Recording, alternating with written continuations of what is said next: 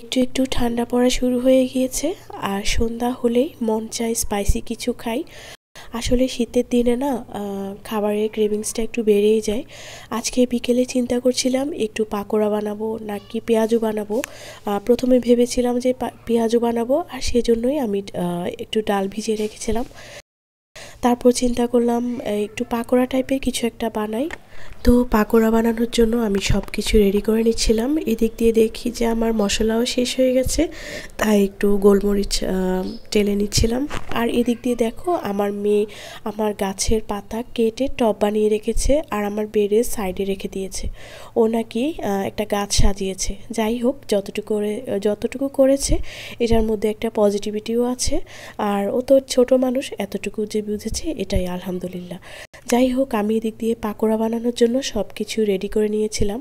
আজকে চিন্তা করছি একটু ডিফারেন্ট টাইপের পাকোড়া বানাবো। আর আমি পাকোড়ার জন্য কিছু ফুলকপি নিয়েছি, কিছু চিকেন নিয়েছি, আর ও যে ডালের বড়া বানানোর জন্য যে ডাল ভিজিয়েছিলাম সেটাও আমি অ্যাড করে দিয়েছি। আর সাথে কিছু আদা, রসুন, গোলমরিচ, পাঁচফোড়ন আর নর্মাল যে আমরা মশলা খাই জিরা ধনিয়া গুঁড়া সেটাও ইউজ করেছি, পরিমাণ মতো লবণও দিয়েছি।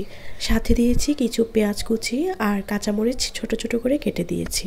আমি ঝালটা একটু অল্প করে দিয়েছি যেহেতু আমার মেয়ে খাবে। আর এই ধরনের পাকোড়া বা যে কোনো স্পাইসি জিনিস না শীতকালে খেতে আলাদা একটা মজা আছে। আমি দিয়েছি এখানে একটু ময়দা, সাথে কিছু বেসন আর একটু কর্নফ্লাওয়ার। এই তো ব্যাস, আমার ডোটা মাখাটা রেডি হয়ে গেছে। আমি এখন ডুবো তেলে ভেজে নিব। হ্যালো এভরিওয়ান, আসসালামু আলাইকুম। তোমরা কেমন আছো? আমি আলহামদুলিল্লাহ ভালো আছি। আজকের একটা ব্লগে তোমাদেরকে ওয়েলকাম করছি।